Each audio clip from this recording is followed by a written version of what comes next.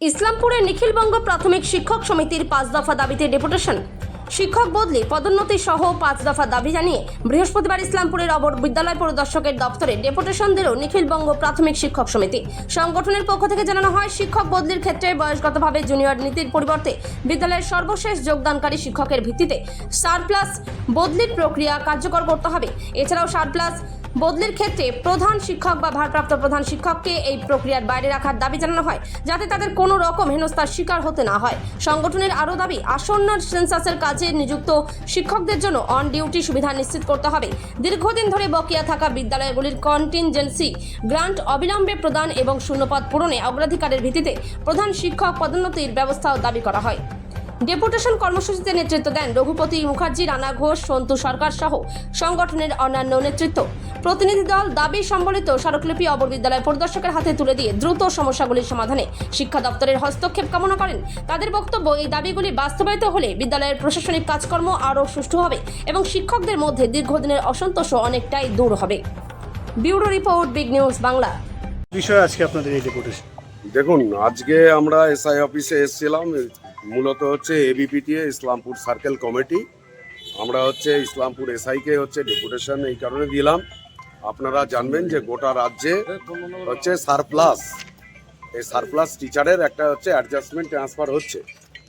আমরা দীর্ঘদিন ধরে দাবি করেছিলাম যে বিগত দিনের এই 15টা বছরের একটা সরকার, এই সরকারটা হচ্ছে গোটা রাজ্যে শিক্ষা ব্যবস্থাটাকে ভেঙে দিয়েছে বলতে অনৈতিক রিক্রুটমেন্ট, অনৈতিক বদলি, লক্ষ লক্ষ টাকার বিনিময়ে বদলি, এবং এই বদলি করবার ফলে দেখা গেছে যে প্রান্তিক মানুষ যারা হচ্ছে অনেক টাকা খরচ করে প্রাইভেট স্কুলেও হচ্ছে তারা পড়াতে পারে না, তারা কিন্তু আস্থা রাখে হচ্ছে আমাদের সরকারি বিদ্যালয়গুলোর ওপর। আমরা এবিপিটিএ দীর্ঘদিন আমরা খালি হচ্ছে শিক্ষার স্বার্থে নয়, আমরা পাশাপাশি হচ্ছে শিক্ষকদের স্বার্থটাকেও দেখি। কিন্তু আমরা দেখলাম এ রাজ্যে সদ্য প্রতিষ্ঠিত একটা সরকার, এই সরকার বিগত দিনে যত হচ্ছে সেখানে হচ্ছে শিক্ষা ব্যবস্থায় হচ্ছে টাকা পয়সার লেনদেন থেকে শুরু করে সমস্ত দুর্নীতি, তাদেরকে হচ্ছে প্রাতিষ্ঠানিকভাবে আইনিভাবে তাদের সেই জায়গাটাকে হচ্ছে তারা প্রতিষ্ঠিত করতে চাইছে সারপ্লাসের নামে বায়োলজিক্যাল এজ দিয়ে। আমরা বলছি যে বায়োলজিক্যাল এজ দিয়ে এটা করা যাবে না। আমরা এবিপিটিএ এর বিরুদ্ধে আমরা হচ্ছে আন্দোলন করছি। এবং আপনারা জানবেন যে গতকাল হাইকোর্টে হচ্ছে এটার ব্যাপারে একটা স্টে অর্ডার হয়েছে, তারা এসওএস তৈরি করেছে, তারা বলছে যে বায়োলজিক্যাল এজে যে কম তাকে হচ্ছে সেই স্কুল থেকে তোলা হবে।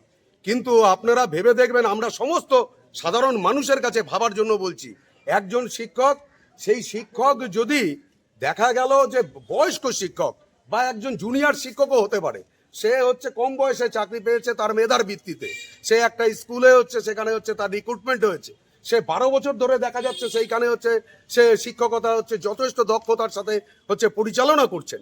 কিন্তু দেখা গেল বিগত দিনের যে সরকার, তারা হচ্ছে লক্ষ লক্ষ টাকা হচ্ছে তারা হচ্ছে ইনকাম করলো, তারা রাতারাতি হচ্ছে কোনো পিটিআর মানলো না, তারা হচ্ছে বিভিন্ন স্কুলের শিক্ষকগুলোকে এনে তারা পোস্টিং করে দিয়ে দিল, হচ্ছে ট্রান্সফার করলো, এবং যারা আসলো তাদেরকে হচ্ছে ওখানে প্রতিষ্ঠিত হয়ে যাচ্ছে, দেখা যাচ্ছে জুনিয়র টিচারকে সেখান থেকে উঠে যেতে হচ্ছে। তাহলে এর বিরোধিতাটাই আমরা হচ্ছে করছি এবিপিটিএ।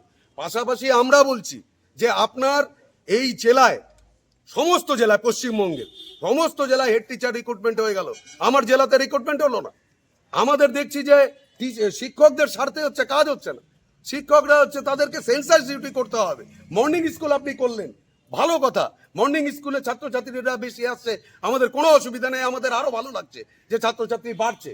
তাহলে সেই ক্ষেত্রে গিয়ে দেখা যাচ্ছে দিনের বেলা তাকে সেন্সাসের ডিউটি করতে হবে, সকালবেলা স্কুল করতে হবে, রাত্রেবেলা তাকে বিএলওর ডিউটি করতে হবে। একজন শিক্ষক সে কি মানুষ না? কি এটা কি চলছে? এই জায়গাটার আমাদের বিরোধিতা। আবার এটাও দেখা যাচ্ছে যে আপনারা জানবেন রাইট টু এডুকেশন অ্যাক্টে আপনি সারা বছর কোনো যদি মানে ছাত্র ভর্তি হতে আসে, তাদেরকে আপনাকে ভর্তি নিতে হবে যদি আপনার ইনফ্রাস্ট্রাকচার ঠিক থাকে, আপনার যদি সেখানে টিচার স্ট্যান্ড ঠিক থাকে। কিন্তু আমরা দেখলাম প্রশাসনিক একটা কোথায় যেন একটা অন্ধকারে রেখে বা একটা হচ্ছে অদৃশ্য কোনো কারণে সেই ভর্তিতেও হচ্ছে কোথাও কোথাও বাধা সৃষ্টি আমাদের কাছে খবর আসছে। আমরা যেটা বললাম যে আপনি হচ্ছে ভর্তি আপনাকে নিতে হবে, ছাত্রছাত্রীরা আসছে, গ্রামের মানুষরা আসছে, তাদের ছেলে মেয়েকে ভর্তি করবে, আপনাকে ভর্তি নিতে হবে। আপনার যদি মনে হয় কোথাও যে এটার তারতম্য হচ্ছে, আপনি সেখানে ইনকোয়ারি করুন, আপনি সেখানে তদন্ত করুন, আপনি সরজমিনে সেখানে গিয়ে দেখুন। কিন্তু কোনোভাবে একটা শিশুকে তার শিক্ষাঙ্গনে বাইরে রাখার কোনো প্রচেষ্টা এবিপিটিএ বরদাস্ত করবে না।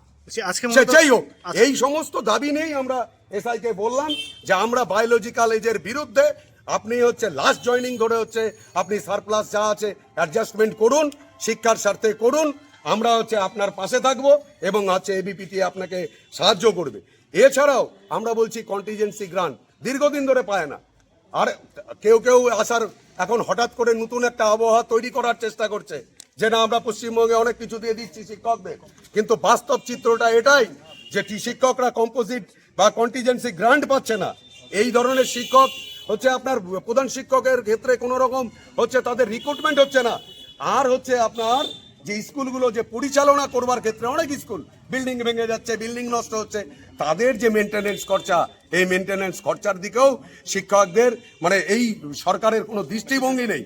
এই সরকারকে আমরা বলতে চাইছি যে আপনারা আমাদের ইনফ্রাস্ট্রাকচার দিন, আমরা আমাদের সাধ্যমতো আমাদের থেকে যতটা বেশি করা যায় আমরা শিক্ষা ব্যবস্থাটাকে উন্নতি করি। কিন্তু বিষয়টা আবার ওই জায়গাটায় আসলো যে যারা অবৈধভাবে এলো তাদেরকে বৈধতা দেওয়ার চেষ্টার মাধ্যমে আপনি শিক্ষা ব্যবস্থাকে যদি মনে করেন ধ্বংস করবেন, তাহলে এবিপিটিএ দীর্ঘদিনের সংগঠন, আমরা এর লড়াই আমরা হচ্ছে আইনের মাধ্যমে আবার পথে সাধারণ মানুষকে নিয়ে, সাধারণ মানুষকে বুঝিয়ে নিয়ে আপনাদের এর মোকাবিলা আমরা করব। শিক্ষাকে ধ্বংস করতে দিব না, শিক্ষাকে বেসরকারিকরণ করতে দেব না। আপনারা যতই চেষ্টা করুন আপনারা এটাতে সফল হবেন না। আজকে মূলত কয় দফা দাবিতে? আজকে মূলত আমাদের এখানে 5 দফা দাবি। বলছি, ভিতর থেকে কি আশ্বাস দিলে? ভেতর থেকে আশ্বাস দিল যেগুলো এখান থেকে করার সম্ভব এসআইয়ের এন্ডস থেকে তিনি সেগুলো ব্যবস্থা নিশ্চিতভাবে করবেন। আর কিছু আছে পলিসিগত, কিছু জেলাগত। তিনি জেলাগত যেগুলো সেগুলো তিনি হচ্ছে প্রশাসনিক লেভেলে আলোচনা করবেন। আর বাকিগুলো যেগুলো কিছু পলিসি আছে নিশ্চিতভাবে তিনি যথাযথ জায়গায় আমাদের যে বার্তা সেই বার্তাটা তিনি পৌঁছে দেবেন।